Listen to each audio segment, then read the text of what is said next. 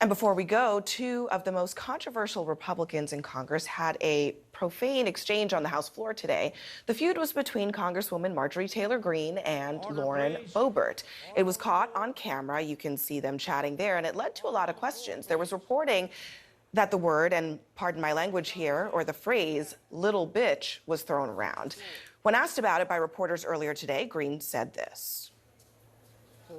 Daily Beast story about you calling her an expletive accurate? I will not confirm or deny. And Lauren Boebert said this. Yeah, I'm not in middle school. So what happened?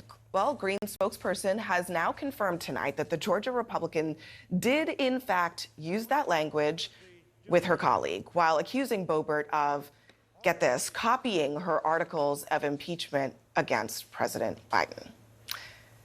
And with that, thank you for joining us. CNN's Allison Camerata starts right now. I did see that movie in middle school. That rings a bell, yes. Yeah, a little bit more profane than my middle school experience, but sure. Well, that is, I'm happy for you because nobody needs to hear that. Thank you very much, Abby. Great to see you. Good evening, everyone. We just learned today that before the House went on recess late last month, the conservative House Freedom Caucus voted to remove one of its members, the first time this has ever happened. Georgia Congresswoman Marjorie Taylor Greene is the member they voted on. Unclear if the vote is all there is, and she's officially out, but a caucus member today told CNN, quote, "As far as I know, that's the way it is." Congressman Andy Harris didn't list all the reasons. He did say, quote, "The straw that broke the camel's back," and those were his words, was a confrontation Greene had with another Freedom Caucus member, Lauren Boebert, on the House floor. That's video of it happening right there. This would have been on June 21st, 2 days before the vote. Greene called Boebert, and forgive the colorful language, but these are her words, a little bitch. Greene's spokesperson confirmed the account to CNN at the time. The subject was competing articles of impeachment against President Biden.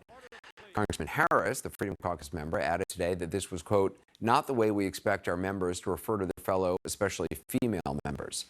Today, this is how Greene responded in part to the expulsion vote. Quote, "In Congress, I serve Northwest Georgia first and serve no group in Washington. My America First credentials, guided by my Christian faith, are forged in steel, seared into my character, and will never change."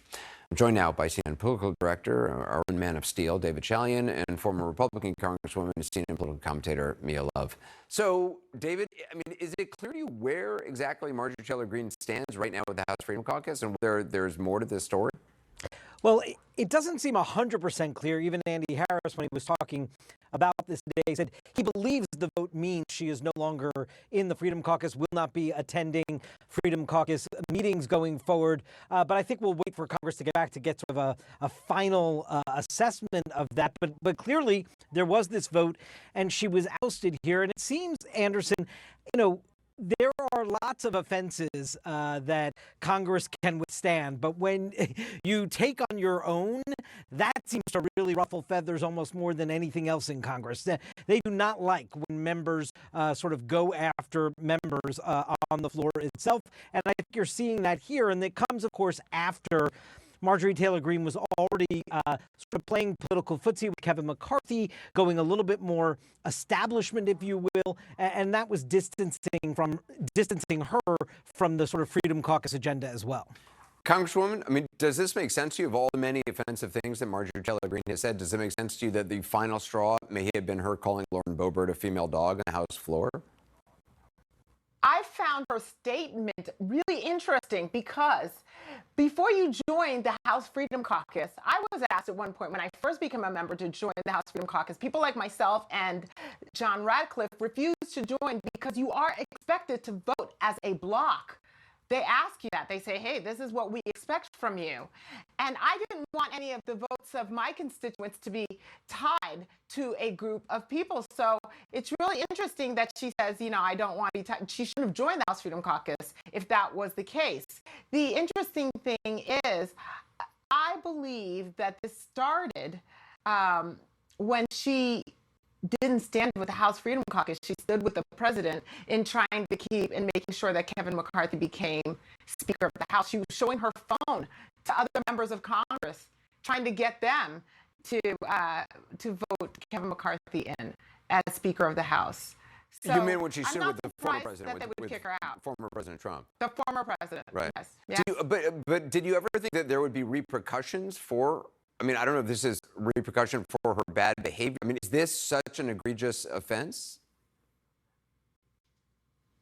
Oh gosh, of all the egregious offenses I can think of, I mean, they play by their own rules, and she should know that if she doesn't play by their rules, then she's going to be out. I'm actually pretty surprised. I mean, this is the most conservative caucus in Congress, and someone as far right as Marjorie Taylor Greene to get kicked out. Where does she go? Who does she caucus with?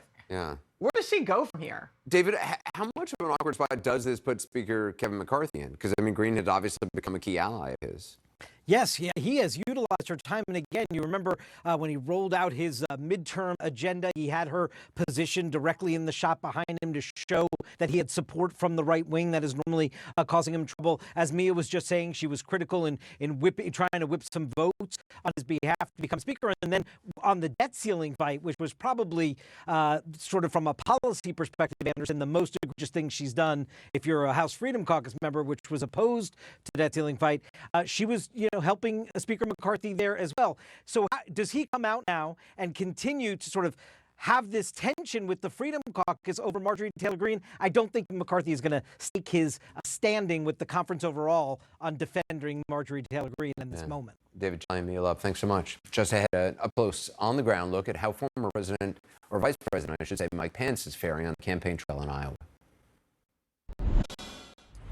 Congresswoman Marjorie Taylor Greene has been voted out of the ultra-conservative House Freedom Caucus. Maryland Congressman Andy Harris tells CNN they voted to boot her at the end of June.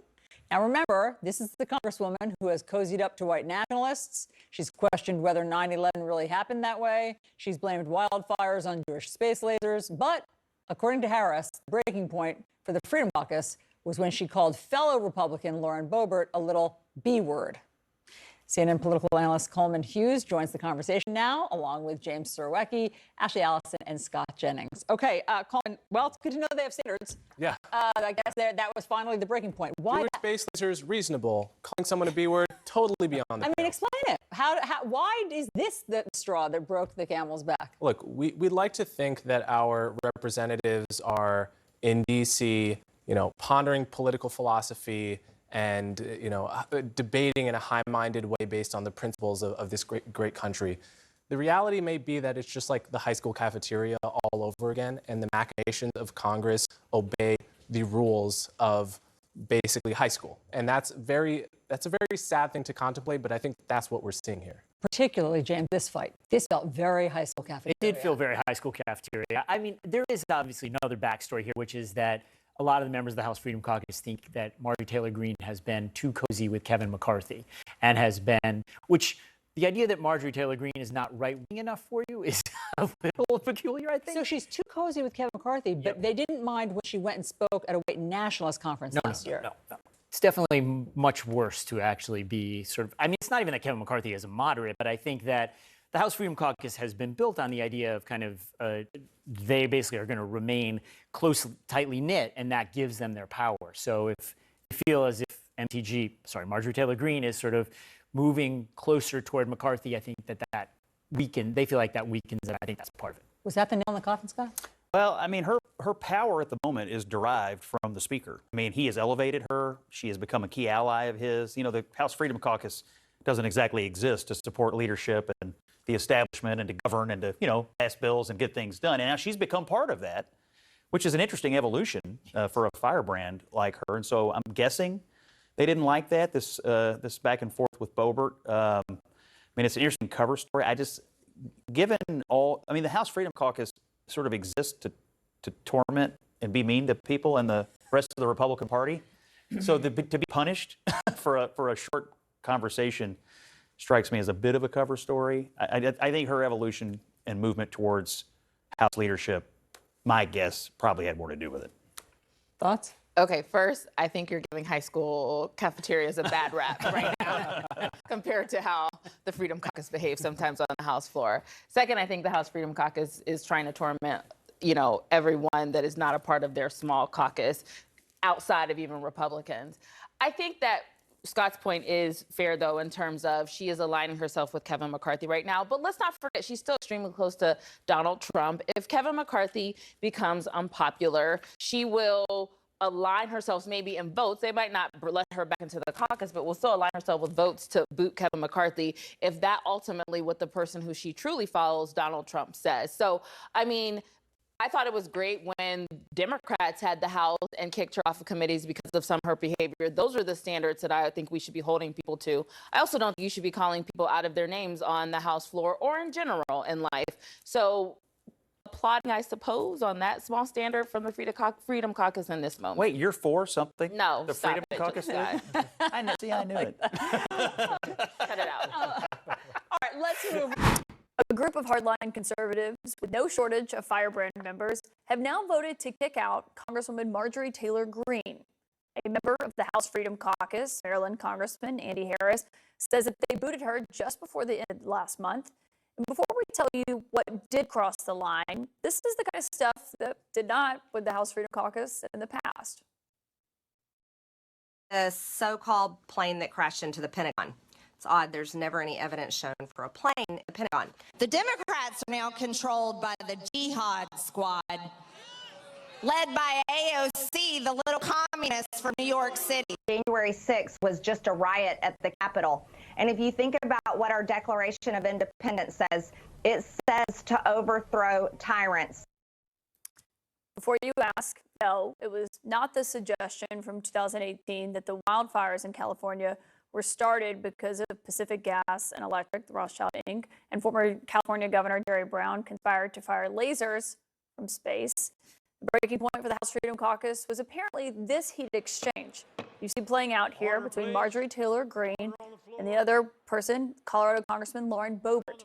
Greene accused Boebert at this time, we are told from reporting later on, of copying her article of impeachment and reportedly called her a little bee. Congresswoman Greene refused to comment on her status in the House Freedom Caucus, but said in a statement, in part, quote, "In Congress, I serve Northwest Georgia first, and I serve no group in Washington." Joining me now to discuss and laughing as I was reading that is Scott Jennings, former special assistant to President George W. Bush, and Bakari Sellers, former Democratic state rep from South Carolina, and the host of the Bakari Sellers You're giving me the giggles. Okay, well then I'll go to Scott. Son of a bee, you can't be doing that. This is hilarious. On My so many parents levels. watch. You can't do that. Anyway, Scott, what happened to the 11th commandment from Ronald Reagan? Thou shalt not speak ill of any Republican. Now we've got the House Freedom Caucus kicking out Marjorie Taylor Greene. Yeah, I wonder if this is really a thing or if the fact that she's actually been a pretty good ally of Kevin McCarthy. I mean, she stood with Kevin McCarthy. She helped him become the speaker. She voted with him on the debt deal. He's used her, a lot here. He's got a narrow majority, and they're using this as the trigger point. But I actually wonder if it's just they don't like the fact that she's, become hard-carrying member of the establishment in the House right now. It definitely shows how fractured House Republicans are. Oh, they're a mess. I mean, look, there's an old saying my father would say that if you never argue with a fool because people watching can't tell the difference. And when you look at that, I mean, you just can't tell the difference of what's happening. And when you just sit back and you understand the dialogue that's happening between the two, it just shows that the decorum between Congresswoman Boebert and Congresswoman Marjorie Taylor Greene is below that and below the dignity of the United States Congress. When I was growing up, I'm sure when Scott was growing up, he's older than I am, substantially. But regardless, when we were growing up, I think we held the United States Congress to a higher esteem. The individuals who served us, we believed them to be carrying themselves with a decorum and a dignity. And these two ladies simply have not been able to do that. And by exchanging that type of terminology, by exchanging that type of rhetoric on the floor, by calling somebody else, to quote you, Caitlin, a little bee, that is just, it's below the dignity of office. And I think all Americans, Democrats and Republicans alike, should have some shame. And that it's over who got to file impeachment articles first against President Biden.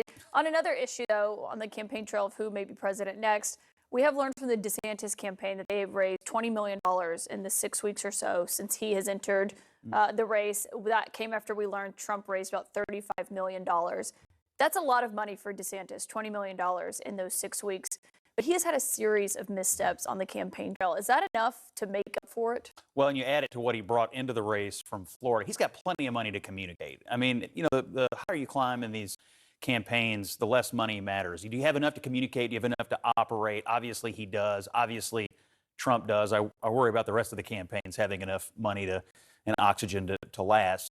But he's got plenty of money to get his message out there. The question for him is not money. It's, is there an audience for this? And right now, Donald Trump's so dominant in the primary that no amount of money may be enough. And obviously, he's fighting hard and he's bringing up some issues right now. But Trump's been hard to dislodge so far. And the money has not deterred the other non-Trump candidates. That's his first mission, is to get rid of everybody else. Well, Ron DeSantis has one singular problem. It's the more that people meet him, the less they like him.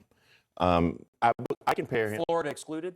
Florida excluded, probably. And I think many people in Florida, once they actually, he didn't have to run a campaign. I mean, you and I could have beaten Charlie Crist. That's a whole nother story. But Ron DeSantis is not a very likable politician. He does not do well in retail politics. People like his policy, I think. Certain people like his policy. They just don't like the person. And I believe we're seeing him turn into Scott Walker.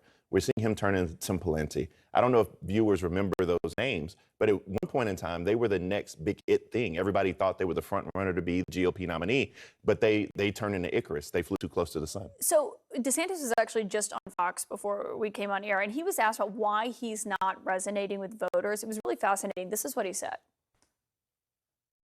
I've also been attacked more than anybody, as you know, Will. You know, Donald Trump has spent over $20 million attacking me. That's more than he spent supporting Republican candidates in last year's midterm election. Now, you can't win with just Republican voters. I think we showed in Florida, you know, if you want a big victory, you got to win independent voters. You got to win people who haven't voted for our party in the last several cycles. I've shown I can do that, and I think we can do it nationally. Is he doing stuff to do that, though, to appeal to independent voters and people who haven't voted for Republicans? Well, look, he's got to win a Republican primary first, but his electoral success in Florida came on the backs of a lot of independents and a lot of Democrats, and he flipped some big areas in Florida that traditionally vote Democrats. So he has a history of doing that, but you can't get to that part of the game unless you win the Republican primary, and the issues that resonate in the Republican primary right now, he is hitting on. Again, though, I just go back to Trump's got half the party, the other half wants to do something else, and you got a whole bunch of people that are fighting for that second half. It's not Trump. He's got to dispatch the rest of the field. The problem is that most Americans know him to be 5'8". Most Americans know him to be the governor of Florida, who's not Donald Trump, who fought against Mickey Mouse and lost. And so when those are the characteristics people know you for, you have to stand for something. And he doesn't stand for anything right now in this presidential primary. Bakari Sellers, Scott Jennings, thanks for keeping this panel so pure tonight. We're going to church on Sunday. Exactly. Yes, we are. Up next, New York City Mayor Eric Adams is facing controversy tonight over this photo that he carries of a fallen New York Police Department officer.